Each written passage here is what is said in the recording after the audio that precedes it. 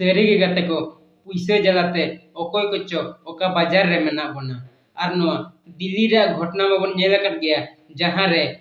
5-6टी गाड़ी आतार सावते 8-10 जन होड़ हको गज कना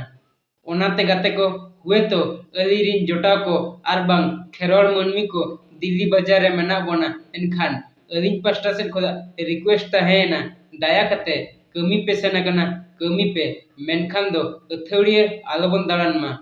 कमी लगिते कंपनी चला मा आर